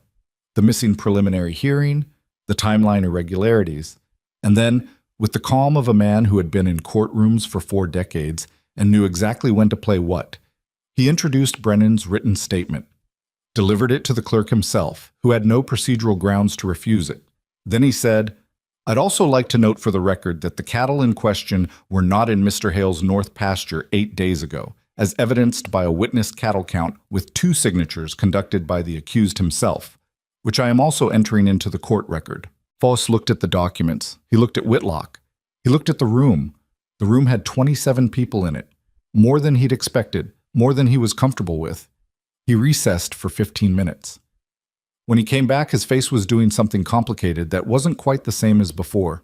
He sustained the procedural challenge. The warrant, he ruled, required supplemental evidence and a full preliminary hearing before it could justify continued detention. Coulter Hale was to be released pending that hearing, which would be scheduled within 30 days. It wasn't an acquittal. It wasn't even close to a resolution. But Coulter walked out of that jail at 11 in the morning on a Saturday, into sunlight that felt different from the light he'd walked into on a normal day, and Isabella was standing at the bottom of the courthouse steps. She didn't run to him. She walked, which was more her style, and she stopped in front of him and looked at his face the way she'd looked at him the first time. That thorough, rapid assessment. And then she said, You look terrible. I've been in a cell for 2 days. You need to eat something. I need to know what's happening. I'll tell you everything. First you eat. She looked at him for a moment longer than was strictly necessary, and then she said quieter, I'm glad you're out. I'm glad I'm out too. There was a beat between them that had something in it neither of them named. Then Ed Rafter appeared at Coulter's elbow and shook his hand hard and said something about time, and the moment passed into the busy work of the morning. But Coulter had seen it, and he filed it away with the other things he was learning about who she was. They had 1 day to prepare for the main event. 1 day to move from the procedural victory of the courthouse hearing to the larger, more public confrontation that Isabella had been building toward for 14 months. The hearing had given them something unexpected, not just Coulter's release, but a demonstration. 27 people had seen Whitlock challenge Foss and win, had seen official paperwork crumble under the weight of documented truth, and that demonstration had moved through Red Creek with the particular speed of news that surprises people. By Saturday morning, the gathering on Main Street was not 9 families. It was closer to 50 people. Some had come out of direct grievance. Some had come because they'd heard what happened at the courthouse and were curious. Some came because their neighbors were going, and in a small county, standing alone when your community is doing something feels worse than the thing itself.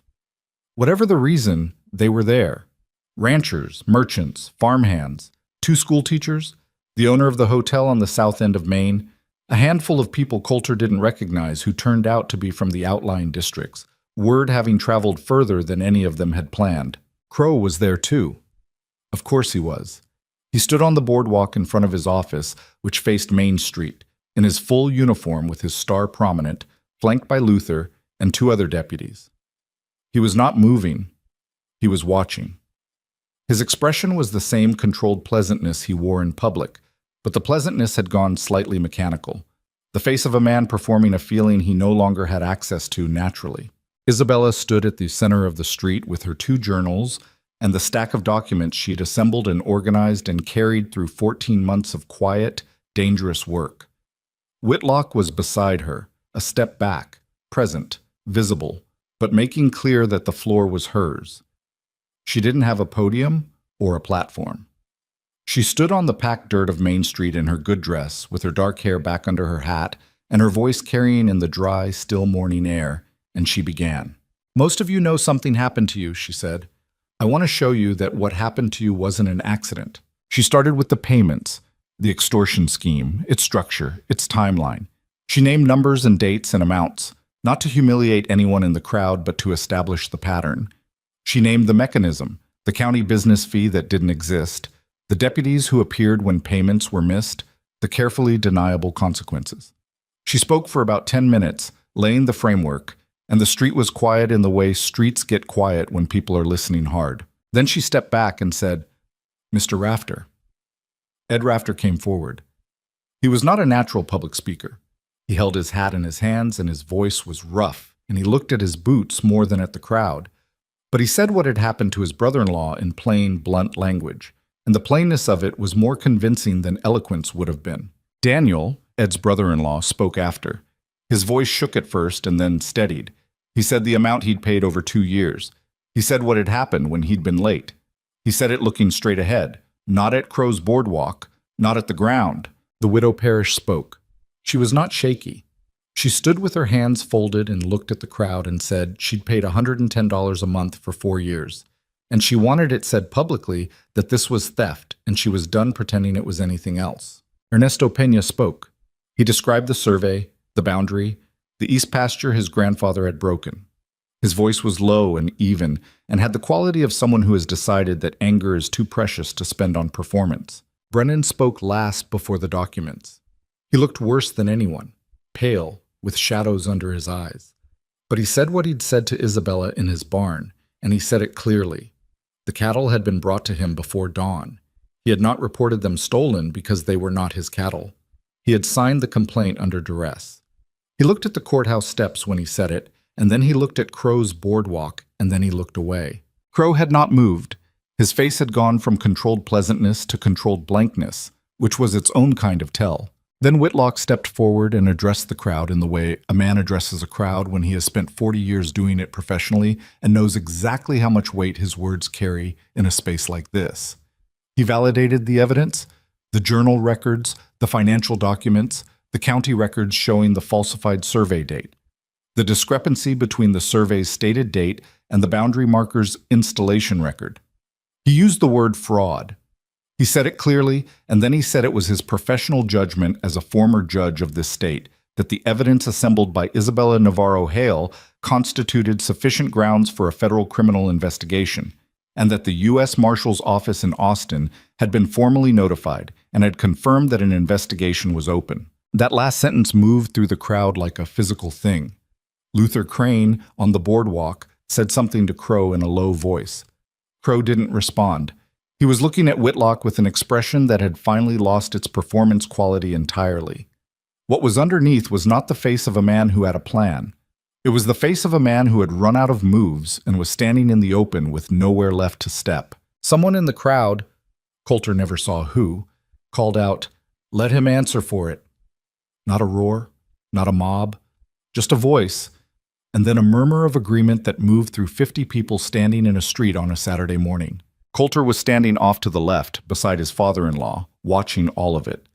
He watched Crow on the boardwalk, and he watched Isabella in the center of the street, and he thought about the afternoon she'd ridden up to his fence line and told him she needed a husband, and she could do the fighting herself. He had believed her. He believed her more now. Crow stepped down from the boardwalk. The crowd shifted, not parting, not retreating, just adjusting, like a tide moving around something. He walked toward Isabella. Coulter watched him come and pushed off the fence post and moved to a position that was not aggressive but was present, close enough to matter, clearly visible. Crow stopped about 10 feet from Isabella. He looked at her with the expression of a man trying to find a version of this situation he can still manage. "This is inflammatory," he said. "These accusations are documented," Isabella said. She held up the journal. Every one of them, dated, witnessed, cross-referenced with county records. She didn't raise her voice. She didn't need to. "You've been extorting this county for 6 years, Sheriff. You planted cattle on my husband's property to have him arrested when you realized we were getting close. You falsified a land survey to steal 40 feet of Ernesto Peña's pasture." She met his eyes steadily. "The federal marshals know all of it. They're coming." Crow looked at her. The pleasantness was completely gone from his face now. Not replaced by anger, which might have been easier, but by something colder and more calculating that was running out of things to calculate. "You've made a serious mistake," he said, quietly enough that most of the crowd couldn't hear it. "You made yours first," she said, at the same volume. He stood there a moment longer. Then he looked at the crowd. at the 50 people in the street, at Whitlock with his documents, at Brennan looking at the ground, at the Pena family standing together, at Ed Rafter and his brother-in-law side by side. And whatever he saw in all of those faces, it was not the thing he was accustomed to seeing. For 6 years, what he'd seen in faces was calculation. How much will it cost me to keep my head down? That calculation had run the county. It was gone now. What replaced it was something Crow had spent 6 years making sure he never had to look at directly. He turned and walked back toward his office. He walked without hurrying. He went inside and the door closed behind him.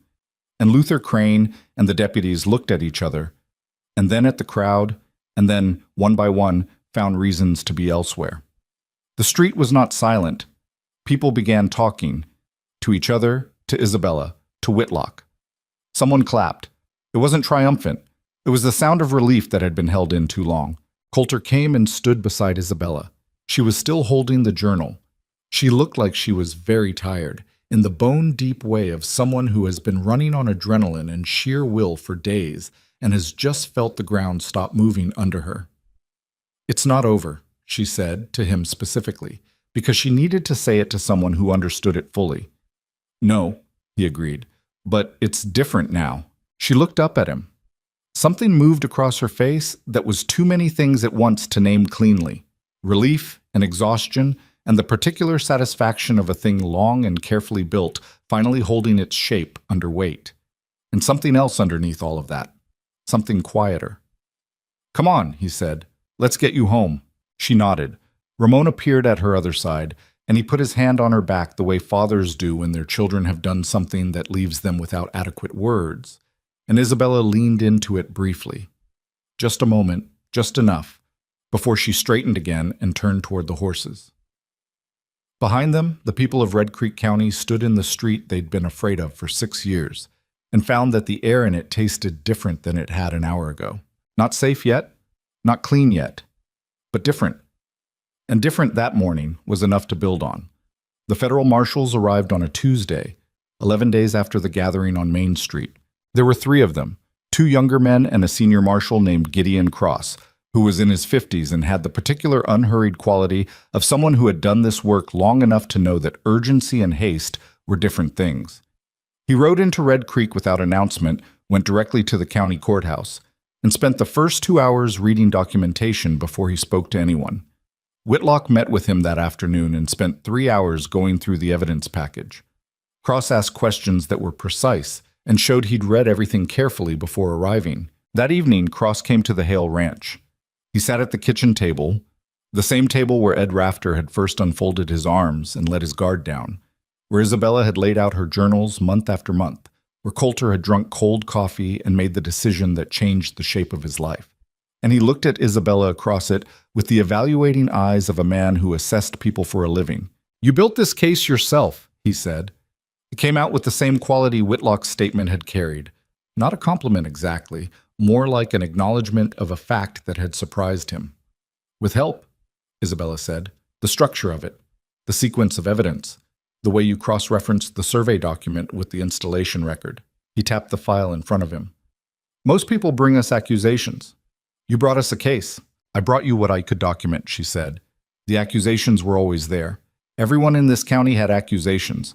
Accusations alone don't move anything." Cross looked at her for a moment. "No," he agreed. "They don't." He turned to Coulter. "The cattle theft charge against you will be formally dropped. I've already spoken to Judge Foss, who is cooperating fully with our investigation." A pause that had something dry in it. Fully and enthusiastically, as of this afternoon. Coulter didn't ask what had made Foss enthusiastic. He had some guesses. "And Crow?" Coulter said. "Darius Crow will be arrested tomorrow morning, along with Deputy Luther Crane and 2 others. Cross closed the file. "The charges will include extortion, abuse of official authority, filing false documents with county records, conspiracy to commit fraud, and in Crane's case, complicity in the wrongful arrest." He looked at them both. "There will be a federal trial. It will take time. These things always take time. But the outcome," he paused carefully, "the evidence is substantial." Ramon, who had been sitting at the far end of the table so quietly that Cross had almost forgotten he was there, let out a slow breath that seemed to deflate something he'd been holding inflated for a very long time. My store, Ramon said. The payments he took, part of the restitution proceedings.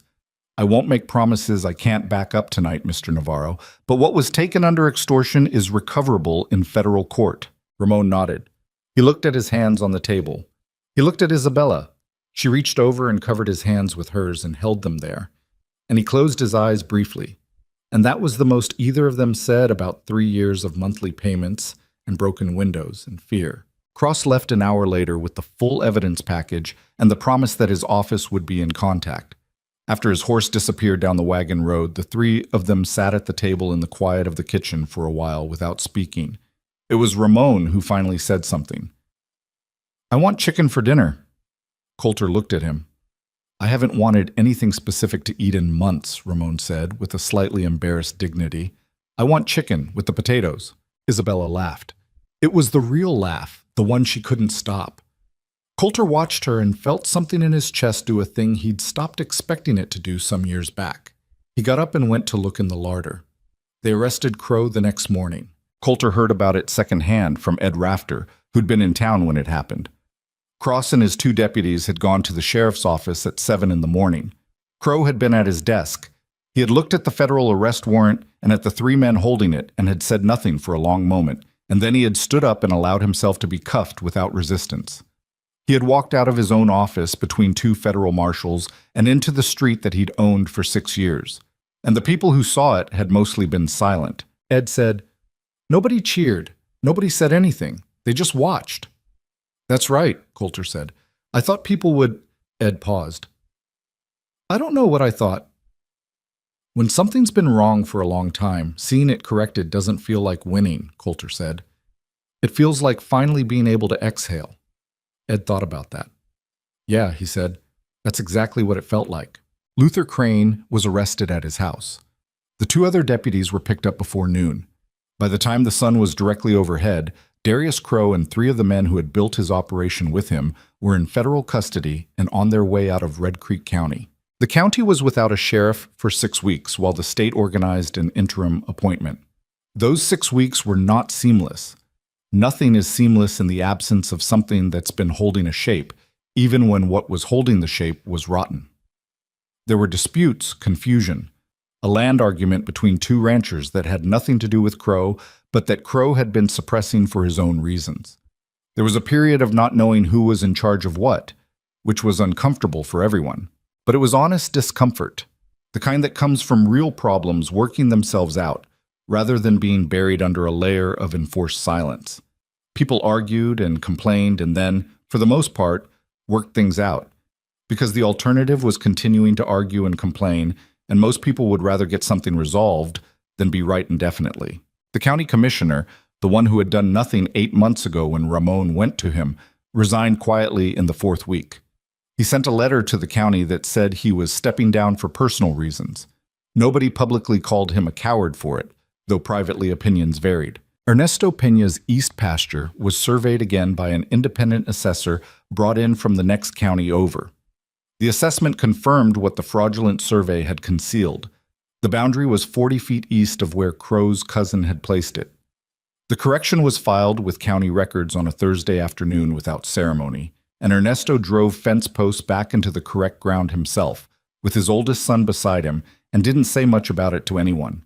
He didn't need to. The fence was where it was supposed to be. The restitution proceedings were slow, as Cross had warned. Federal legal processes don't accommodate impatience, and there were months of paperwork and hearings and the particular frustrating machinery of official things working at official speeds. Ramon recovered about 2/3 of what had been taken from him over 3 years, which was less than everything and considerably more than nothing, and he received the amount without the satisfaction he'd imagined he would feel. I thought getting it back would feel better, he told Coulter one evening on the porch. It's money, Coulter said. Money being returned doesn't undo the time it was gone. Ramon looked at him sideways. You have an annoying habit of being accurate. So I've been told. Ramon was quiet for a moment. The evening was cooling around them. It was October now, the first real fall weather coming through, and the air had a quality to it that felt like something finished and something beginning at the same time. My daughter tells me you're not much for conversation, he said. She says that a lot. She also tells me, he stopped, seemed to reconsider. She doesn't tell me much, actually. She never has. She did tell me that she's glad she chose you. Coulter looked at the darkening land for a moment. I'm glad she did too. Don't let her hear you say that too easily, Ramon said, with a dry amusement. She'll think you're not paying attention. Coulter considered that. She doesn't miss much. No, she never has. He paused. Her mother was the same way. It's a difficult quality to live beside. It's a more difficult quality to live without. He said it simply, about a woman who'd been gone for 15 years, and the simplicity of it landed on Coulter with more weight than an elaborate grief would have. He thought about Margaret and about the years after, and about the particular way a house sounds when there's only one person in it. I know, he said. They sat together in the cooling air and said nothing else for a while, which was, by that point, one of the more comfortable silences in Coulter's life. The celebration, when it happened, was nothing any of them had planned. It was a Saturday in early November, about 5 weeks after the arrests, and someone, to this day no one agreed on who had started it, put out word that people were gathering at the Aldridge feed store that evening, and would there be food, and there would be food. And by 6 o'clock, there were people overflowing from Tom Aldridge's store onto the street outside with plates in their hands and conversations going in all directions. It was not elegant. Tom's wife had made 3 pies and a thing with dried corn and peppers that was good, but nobody was quite sure what to call it. Ed Rafter brought a jug of something he'd been aging since spring and refused to specify the contents of. The widow Parrish brought bread and the kind of good cheese that signaled a woman who'd decided to stop saving the good things for special occasions and had concluded that surviving intact was special enough. Ernesto and Clara Pena came with their kids, who ran in and out of the store door with the total indifference to adult gravity that children bring to all situations, serious or otherwise. Brennan came and stood near the edge of things for a while, nursing a cup of something and not talking much, but he was there, and being there was what mattered. Whitlock came, which surprised everyone, because he was generally understood to be a man who avoided crowds, and he stood against the wall with a plate of food and talked to Ramon for an hour about something that made them both laugh more than once. Coulter spent most of the evening doing what he usually did at gatherings, moving through the edges, exchanging a few words here and there, not performing sociability he didn't feel, but not absent either. Tom Aldridge found him near the back and shook his hand and held it a beat longer than a handshake required. I almost didn't do it, Tom said. Backed out twice. You know that. I know. I keep thinking about what would have happened if... He stopped. If she hadn't kept pushing. If you hadn't come to talk to me that day. You made your own choice, Coulter said. Both times you backed out, you came back. That was you. Tom shook his head. I needed someone to come back for.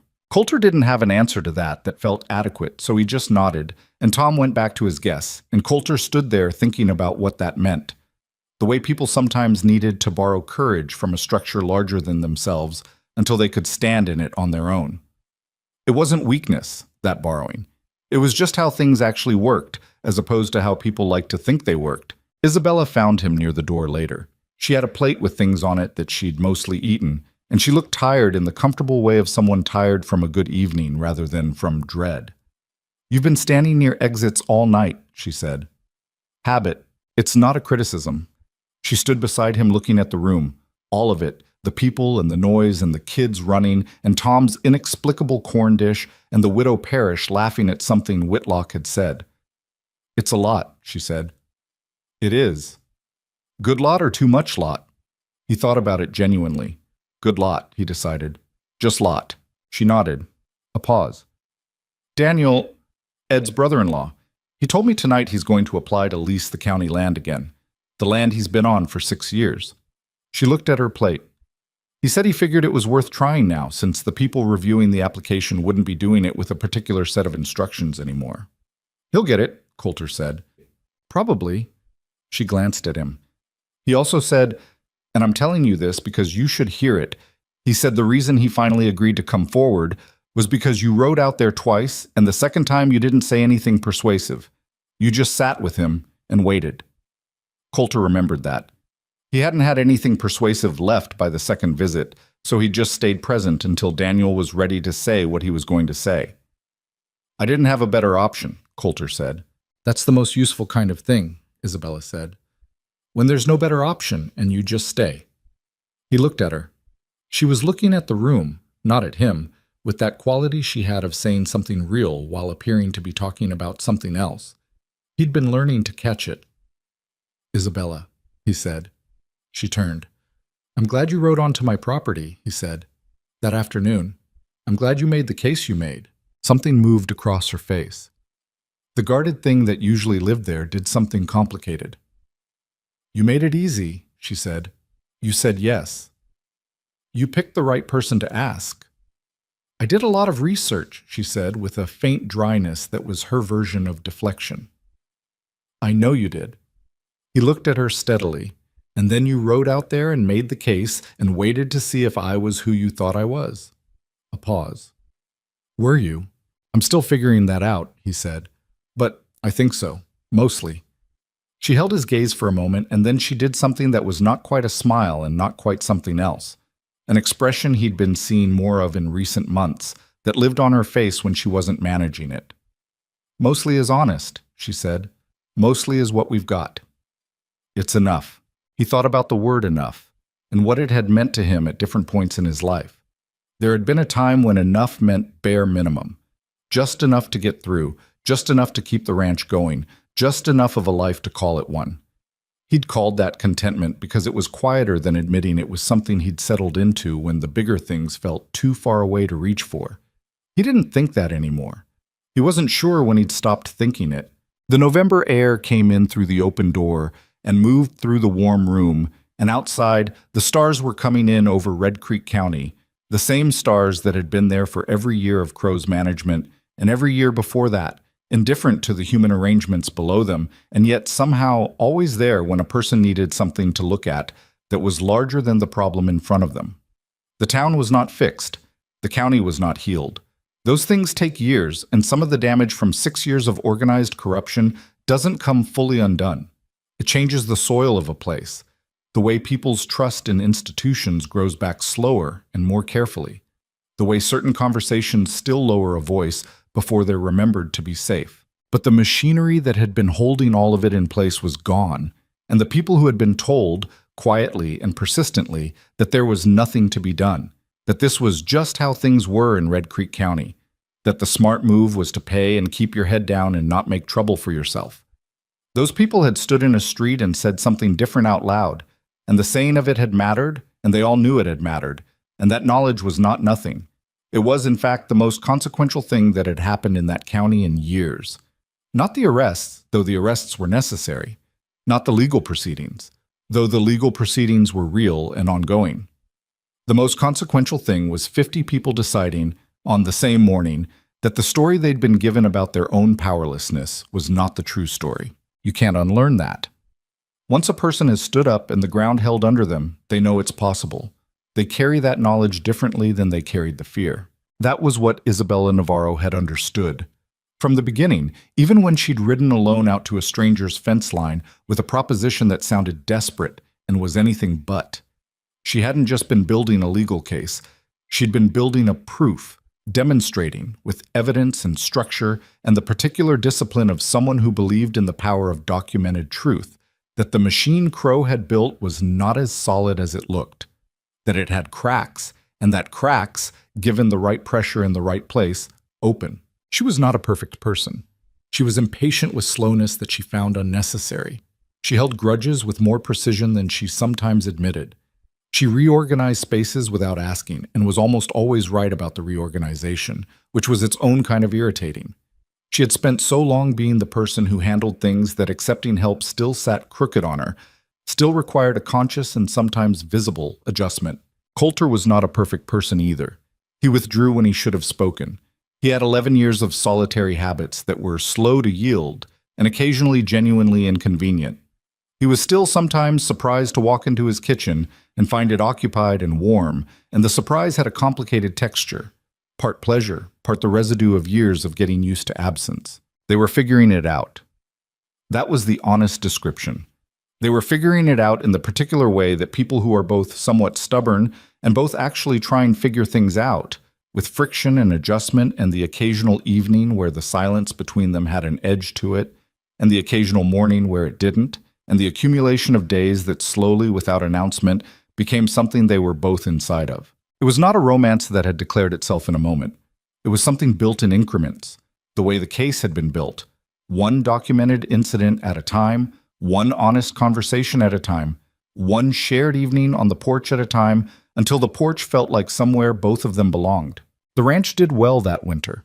Coulter had kept the herd stable through the drought and the disruptions, and with the legal cloud lifted and the cattle theft charge formally dismissed, the buyers who had sent cautious letters came back with less cautious ones. He expanded the north pasture fence, properly this time, with posts that would last, and hired a hand named Willie, 18 years old and willing to learn, who showed up every morning with a punctuality that suggested either exceptional character or a very bad alternative at home. Ramon reopened the mercantile with a new front window, real plate glass this time, wider than the old one, and a sign that was the same sign he'd had for 30 years, because he liked the sign. Business came back gradually, the way trust comes back, which is not all at once and not in a straight line, but in accumulated small decisions by people who had needed to see whether it was safe before they came back fully. By spring, the store was doing better than it had in 4 years. The county elected a new sheriff in February, a man named Asa Bright from the Western District, who had a reputation for being aggressively uninteresting and making decisions based on what the law actually said. He was not dramatic. He did not have a particular personal magnetism. He showed up to his job and did it without theater, and the absence of theater was the most reassuring thing Red Creek County had experienced in years. Whitlock, who had lived 7 miles outside the county seat in deliberate semi-retirement for 3 years, started coming into town more.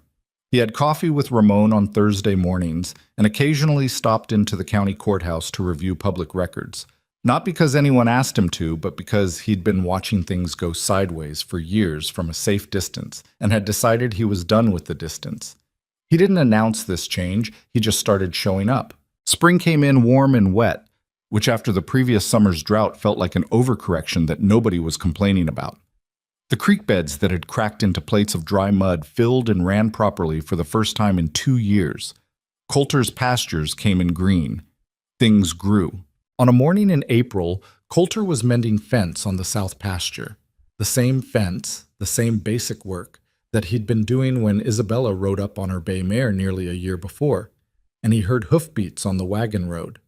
He straightened and pushed his hat back and watched, because the sound of hoofbeats on that road had a different quality for him now than it had before. It was Isabella coming back from town where she'd been meeting with a woman from the North District who had approached her quietly about a situation with a land lease that sounded, in the description, like something Isabella would want to know about.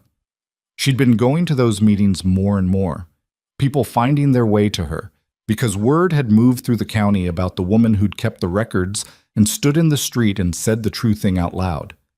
She hadn't set up anything formal. She just listened and asked questions and wrote things down when things were worth writing down. She pulled up near him on the fence line and looked at him from the saddle and said, "The Kellerman lease.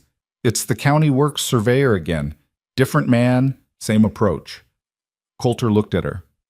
Same surveyor's office? Different man, but the same method. They're disputing a boundary on a lease renewal. She had a look in her eyes that he recognized. "I need to go to the county records." "When?" "Tomorrow." "I'll come with you." She tilted her head slightly. "You don't need to. I know you can," he said. "I'll come anyway."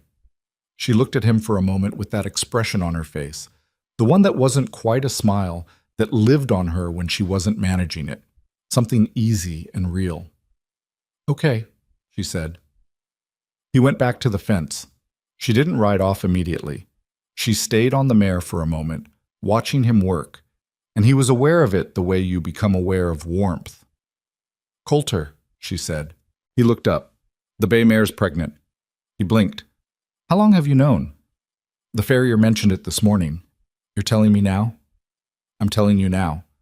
She had a quality in her voice that was trying not to be amused and wasn't fully succeeding. He looked at the mare. He looked at Isabella. "We need a bigger barn." Probably. That's a spring project. I know. I've been thinking about where to expand it. She finally turned the mare toward the house. Over her shoulder. I already have a drawing. I'll show you tonight. He watched her ride back up toward the house. This woman who had ridden onto his property with a desperate plan and turned out to be neither desperate nor without a plan. Who had built a case that brought down a corrupt machine and reorganized his kitchen shelves and was, already, drawing plans for a barn expansion that she hadn't told him about because she'd been waiting until she had it figured out enough to defend it. He thought about what it cost her to do things like that. To need to have it figured first, to need to be sure. He thought about what it had taken for her to ride to a stranger and say, I need help, even when she'd wrapped the asking in such a thorough architecture of competence that it almost looked like she wasn't asking at all. He turned back to the fence. There was a particular thing he had come to understand in the past year that he hadn't known how to articulate before, and it was this. The life he'd been living before Isabella rode onto his land was not a full life that was interrupted. It was a half-life that was completed. He hadn't known it was half because he'd had nothing to compare it to. No one beside him, no friction against which to understand his own shape, no one whose competence made him examine his own. He'd been a man alone on land he cared for, doing good work, and he had called that enough because it was easier than knowing it wasn't. He didn't think that was weakness. He thought it was just human, the way people find a livable shape for the life they have and call it the life they wanted, because the alternative is grieving for something you don't know how to name. He'd been doing that for 11 years. He wasn't doing it anymore, and the difference was not that the ranch was better or the work was lighter. The difference was that he knew what he was building it with, and who he was building it beside and why. The fence line needed 3 more posts before the section was sound.